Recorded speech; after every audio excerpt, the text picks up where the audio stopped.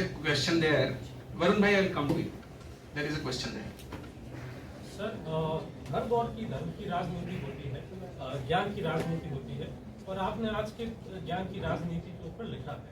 लेकिन मैं इतिहास पढ़ने का इच्छुक हूँ, तो अलग अलग जगह हिस्ट्री को ट्रेस कर रहा हूँ। आपने 45 पेज नंबर पर लिखा है कि इस्लाम के आगमन के बाद संस्कृत नीचे चली गई और कॉलोनियलिज्म आने के बाद वो और नीचे। अगर मैं कॉलोनियलिज्म आने के बाद उसका पराभव हो गया। लेकिन उसी दौर में अगर हम पब्लिक स्पेयर को देखते हैं तो वो कौन था जिससे तुलसीदास टकरा रहा था, वो कौन था जिससे कबीर टकरा रहा था, और वो कौन था जिससे द्विवेदी हिंदी में उपन्यास लिखकर उपनिषद को प्रेजेंट करने से टकरा रहे थे। और अगर संस्कृत का ह्रास हुआ है तो क्या वो अपनी राजनीति के कारण हुआ है, वह नहीं बदल रही थी इस कारण हुआ है, या किसी एक्सटर्नल इफेक्ट के कारण हुआ है? और भी कई सवाल है, लेकिन अभी थैंक यू। इसका एक लाइन पे बोल दें। हाँ। Actually, I'm quoting Pollock. This is not my argument. I'm just saying that Pollock has this argument. And I have some question on that. I don't agree with Pollock. I don't think that this decline is so simplistic. Actually, the dialogue is that. और हिमांशु है वहाँ। हिमांशु सिर्फ एक सवाल। हाँ sir, मेरा ये सवाल है कि मैंने अभी किताब पूरी नहीं पढ़ी। मैं भूमिका, प्रकथन और पहले चैप्टर को मैं पढ़ रहा था। उसमें जहाँ आप भारतीय ज्ञान परंपरा जब कहते हैं तो हमारे सामने ये समस्या आती है कि इस ज्ञान परंपरा का अर्थ क्या है, उन कौन से स्पेसिफिक टेक्स्ट या स्पेसिफिक नॉलेज ट्रेडिशंस हैं जिन्हें आप इस ज्ञान परंपरा के तत्व के रूप में समझते हैं। दूसरा, इसके साथ आपने बहुत सचेत रूप से ये चीज लिखी है कि हम ज्ञान परंपरा के बारे में बात करते हुए कभी भी इसे बहुत एक राष्ट्रवादी चिंतन ना करें, पर जिस तरह के समय में हम रह रहे हैं, जैसा चेतना ने सवाल किया कि एक विशेष तरह की सभ्यतावादी सांस्कृतिक चेतना राजनीति को आज निर्धारित कर रही है और उसकी जो झंडा बरदारी है, उससे हम इस तरह की चिंतन परंपरा को कैसे बचाएंगे कि वो उसे कोऑप्ट ना करे, उसे ओवरटेक ना करे। दूसरा मेरा ये जो जरूरी सवाल था आपसे सर कि वैकल्पिक ज्ञान परंपरा जो भारतीय चिंतन के अंदर, भारतीय नॉलेज के अंदर अगर हम कहें तो हैं, जैसा ट्राइबल नॉलेज है और ये, तो उन्हें आप कहाँ लोकेट करते हैं इस तरह के ज्ञान और चिंतन परंपरा में? अगर आप एक मिनट पहले आप जानना चाहते हैं, पहले बोलना चाहते हैं? Not necessarily. बोलिए। I can come after. मेरा एक छोटा सा सवाल है। मेरा सवाल है कि ये जो एक्लेक्टिक अंडरस्टैंडिंग है, मतलब आपके क्लासेस से वो निकल के बहुत बार आया और हमेशा बहस वो चलता रहा है, तो ये एक्लेक्टिसिज्म का आपका एक बहुत स्ट्रॉन्ग एक नोट है। और जैसे कि अभिजीत पाठक को भी देखें तो उनका भी एक बहुत एक्लेक्टिक नोट है जहाँ पे ह्यूमनिस्ट बातचीत पे एग्रीमेंट हो सकता है सबका। लेकिन बहुत बार जो ऐतिहासिक एक नोट है या फिर इतिहास को कैसे मेथोडोलॉजिकली इस्तेमाल किया जा रहा है, वहाँ पे किस चीज़ को प्लूरल माना जा रहा है और किस चीज़ को आप डाइवर्सिटी में इंक्लूड कर रहे हैं। जैसे कि इवन अगर हम लोग एक छोटा सा एग्जांपल ले लें कि अभी पूरा CA NRC का जो बहस चला, तो वो उसमें जो आइडिया ऑफ ट्राइबल है और वहाँ पे जो idea of threat against tribal है, वो एक, तो वहाँ पे भी एक अंडरस्टैंडिंग हो सकता है कि वहाँ पे एक एपिस्टेमिक एक अंडरस्टैंडिंग हो सकता है कि क्या हमारा वे ऑफ लाइफ है और क्या थ्रेटन हो रहा है।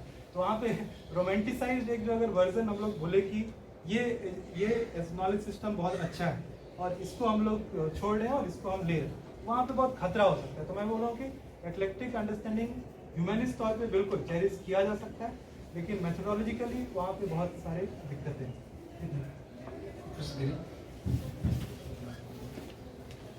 Thank you so much, Manindra and all respected friends. I am joining this without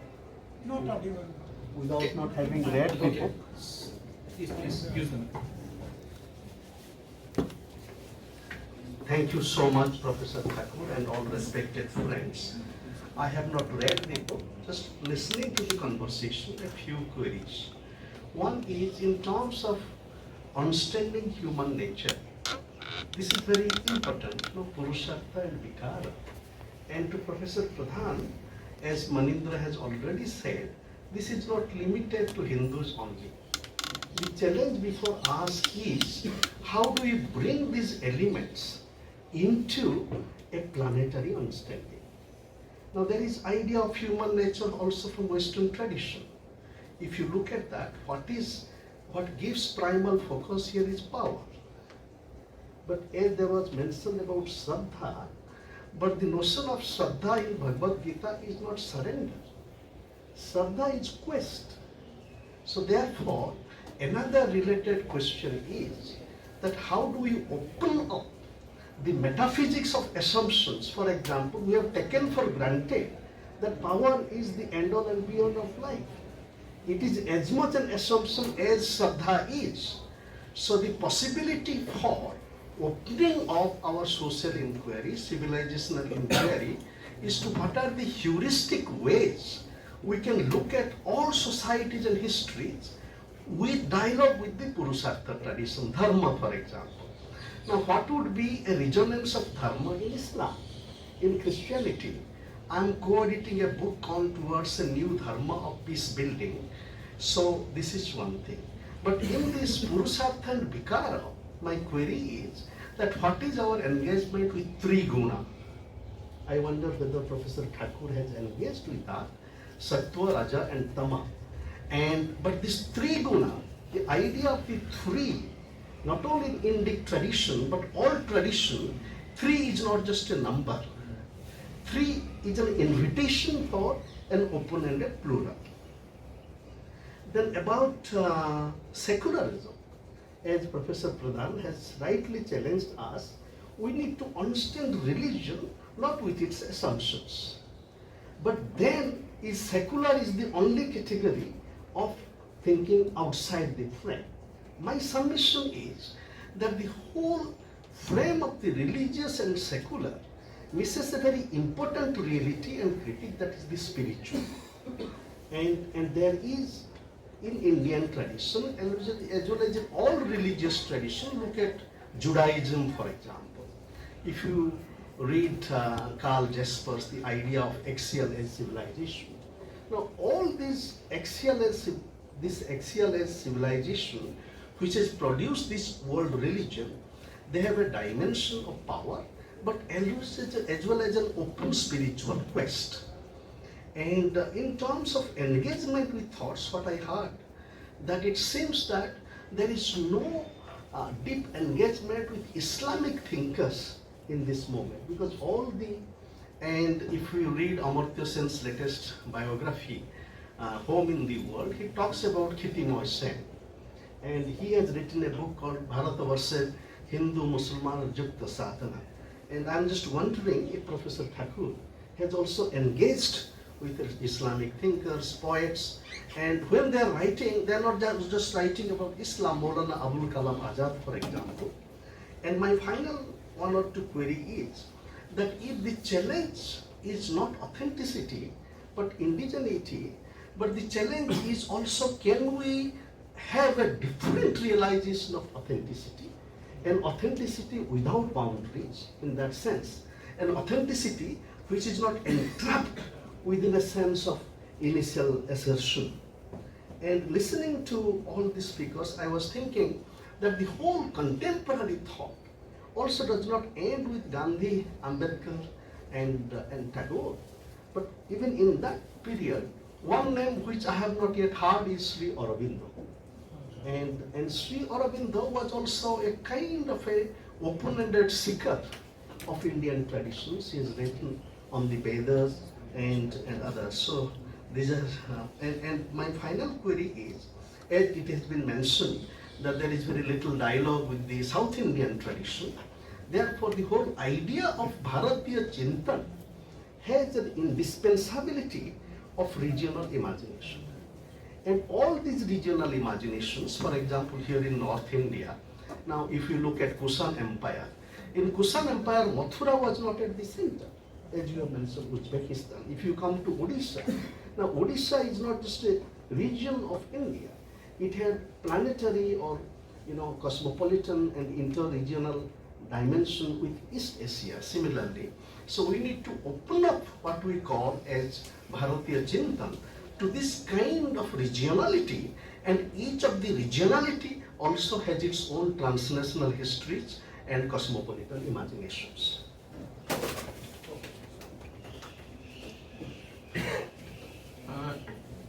Any other queries or questions? I just have Okay, okay, I mean, please. it's just related to what Professor said. I mean, I would be so glad if Professor Thakur can elaborate his concept of emergentist universal, because that is so important. Because there has been debate that it is different from co-contamination or hybridization. And I have always had this question that if we are not arguing for essentialism or authentic Indian tradition or authentic Indian regional boundaries, then how can we conceptualize an other, which is like the Purva Paksh? If there is no othering of that sort, then co-contamination, isn't it a better sort of proposition and philosophical position than emergentist universal, which Professor Thakur is mentioning? So if you can elaborate on that. With this, I hand over to you, Professor Thakur. You just pick and choose whatever you want to respond, because it's too much, and we can take the conversation outside as well. That's all. Thank you very much for raising that questions. I'm not obliged to answer, as I said. This is your problem. At first, what I've done is I have articulated your problem in my language, and probably I'm trying to create a samvad between this very elite intellectual crowd and the common people of India. Upagam is an exception, I guess. Upagam, probably we use it so frequently in political science, and Hindi people don't use it so frequently, therefore it came without any definition. And I'm against definition, so that's not my problem. Definition is a very positivist thing. It's immersed with modern science actually, and that creates big problem. That you want to, no matter how much you define, everything will be left out. So many things will be left out. So Marx, I'll quote Marx, don't we say? He says that don't get into this idea of category, positivist idea of category. You have to have a spectrum of meaning, and the spectrum keeps expanding. So don't worry about definition too much. So I think Prachi, I'll begin with Prachi. The Purpach is shallow. I do accept it. Sorry, it was Prachi's argument? Yes. So yes, I think that I need to concentrate on that. My Purpach at the moment is not West within quote, but the modernity, the modern West. And the modern West has a problem, and I'm not saying it. The Western philosophers, geographically located Western probably, Zizek and Roy Bhaskar, everybody is coming and shouting that West is in crisis. The root of the crisis, I guess, is modernity, modernism, modernization, capitalism. See, modernity, modernization and modernism, they come to us as single category. I remember Roy Bhaskar telling me that, why are you putting them together? I said, I received them together, therefore I'm putting them together. This is your category, I've received them through colonialism only. But I think there is a problem there. For instance, one category is greed. Now, greed is fundamental to capitalism. There was a long poem written in 16th, 17th century, which for the first time justified greed, said greed is good. And after that, Adam Smith wrote his Wealth of Nations. Now they are realizing, if you look at the 2008 report on capitalist crisis, they are saying the fundamental reason for this crisis is greed. So John Keane is writing now that greed is dead. So these kind of categories, I think we have to locate when we are talking the poor path. But I do agree there is a scope still to go thicker in that. The nature of Hindi language we can discuss. I think I'm not so much on the language.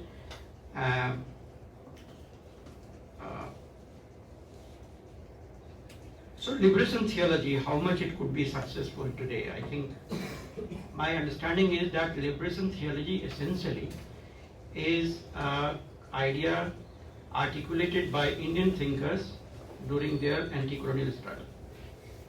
Look at Gandhi, look at Hind Swaraj and his argument on religion.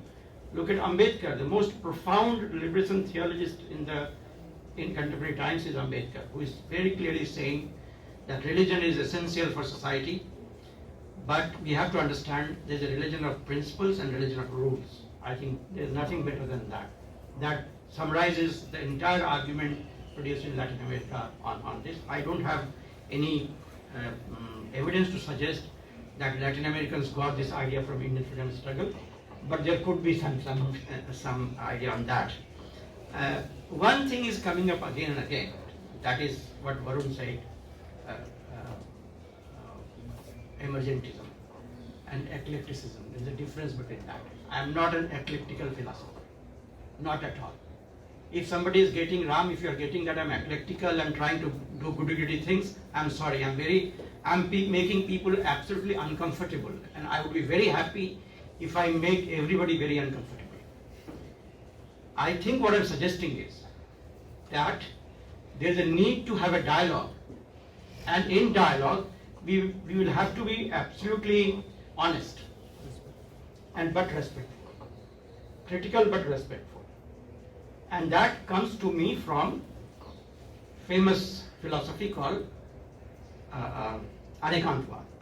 Anekantvad is an invitation for dialogue, emerged at a time when there was a major philosophical and political conflict. Imagine 3 philosophers, advisors to 3 different kings, and the king of Magad was supported by the materialist philosopher, and he proposed. His Mantri suggested that if you marry a young girl, you will live longer. And he proposed Vaishali's king that why don't you marry your daughter to me? Now Vaishali was thinking of world without violence, and Magad was extremely violent people. Attacked Vaishali, destroyed democracy completely. So that was the kind of time when Anekantvad emerged. And I think when I'm saying Indian knowledge system, I'm not talking of Hinduism. I think I take the clue from Tagore, and my next article is on that. Tagore writes on Ram Mohan Roy, wonderful article on Ram Mohan Roy. It has changed my perspective on Roy. He says that Indian knowledge system is like a river, and time and again their path is blocked. People like Ram Mohan Roy come and they open up paths, and then it starts flowing. And in that flow, a lot of tributary come and meet. And every time tributary sangam happens, and in that sangam, and metaphorically I'm taking Dara Shiko's book, Samudra Sangam, that is about dialogue between Hinduism and Islam. So that I think is extremely important. I think a lot of people argue that this is a Hindu way of looking at things, and basically it can be part of that large identity politics thing. Thanks to Hilal, who reviewed my book for the first time, and by chance he is a Muslim.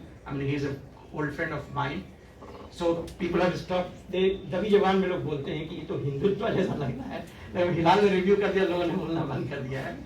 Similarly, जैसे I'm very lucky that at least for CPS that Kaviraj has responded to my book, so people are not thinking it's a trivial book, must be something important, thanks to Kaviraj's response. But I think that I'm talking about part and whole, constantly in dialogue. And quoting Ranjit Singh on this, and quoting Marxism via Ranjit Singh, Satyajit must be remembering, the relation between part and whole is that there is a signature of whole on the part, there is a signature of part on the whole, and the whole is constantly emerging. That emergent whole is a dialogue. I'm not a postmodernist who would say your reality is your reality, my reality is my reality. No, I will invite you for a dialogue and struggle against the thing that you are holding, try to hold myself with dignity, but I will be open to agree with you if I find it convincing, and then we will take it a larger truth. So this is constantly emerging, and I take it also from Roy Bhaskar. So it is not me, I'm saying this idea that truth, our knowledge to truth, and that is Anekantvad, is always limited. You may be correct, I may be correct. Therefore we should have Satyagraha, therefore we should have a dialogue, and in that dialogue there should be happiness in openness, that we should agree on that. Unless we agree on something, we keep engaging in dialogue, and if we agree then we change also. So it is not eclectic. What is the root, what is the reason for dialogue? Just not for the sake of dialogue. Reason for dialogue is liberation, search for liberation.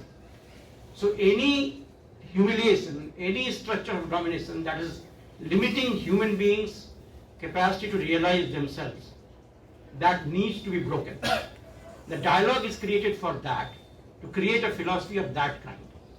not a philosophy of eclecticism, chalo sab log mil ke baith ke baat karte hain, not like that. I think, like I treat Gandhi also not as a philosopher of peace, but a philosopher of struggle. The only difference is that he is a philosopher of peaceful struggle. Sorry, I think Varun has, give me some time. Sure, sir. I think, I believe that it has just opened up debate. I'm happy about it, and we can, and a lot of tasks that I can't carry, you will have to carry on. I'm already old. So, I think on engaging with other traditions and also Islamic tradition and women's question that you have raised, that we have not addressed enough. I think I'm struggling to understand how women were thinking about Indian reality. I don't believe, and believe me, Purusharth, and please take it, Purusharth doesn't mean Purush. That I hope you understand. Somebody called me that, why are you calling Purusharth? It's very So hope you don't, I'm assuming that you are understanding that. So if human beings are thinking beings, then they can't be non-thinking beings. And it is not possible to stop anybody from articulating their problems, their grievances, theorizing. If human beings are theory building beings, they also must be making theories. Probably our intellectual world has not taken those theories seriously, as they may be written in a very different form. Very recently I have discovered somebody called Lily Ray, Savitaji, thanks to Savitaji who exposed to her writings. She was writing in early 50s. As a young lady she wrote a book, and she did not give her name on that because that was so volatile in a very conservative society. And interestingly, the writings of hers are very similar to somebody who got a Nobel Prize now. Very similar. Such a comparative thing is there. We are going to organize a seminar on that. So I think we have not read our women philosophers seriously. One of them I'm engaging at the moment, and one I already have engaged a little bit is Mahadevi Verma. Fascinating philosophers who have never read as a philosopher. Second one is Jagunisha, Aurangzeb's eldest daughter. I didn't even know about that, and many of you might not be knowing about that. That's Aurangzeb had a daughter, eldest daughter, and not only she, many of Shahzadiyas, they were very well educated, and she was definitely very well educated. And she was in prison, and she wrote around 15,000 verses in prison. Now what did she write in that?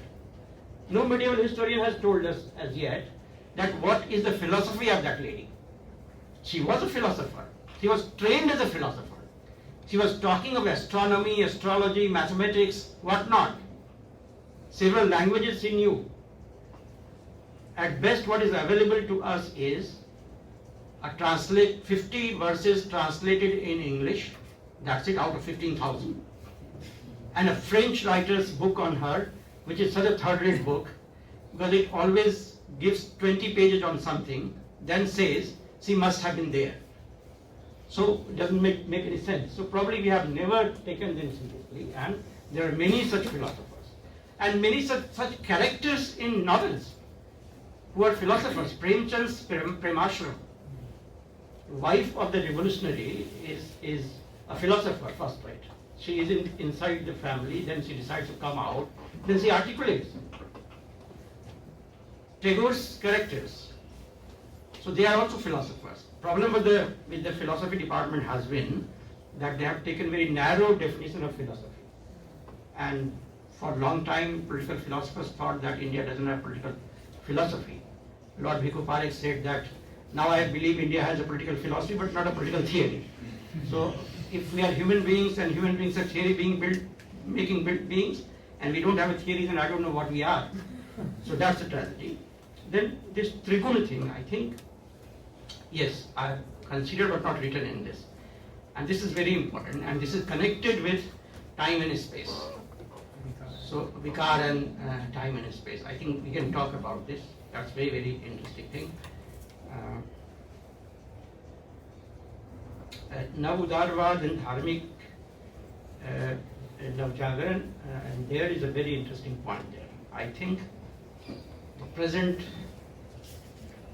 regimes in different parts of the world, they are using religion.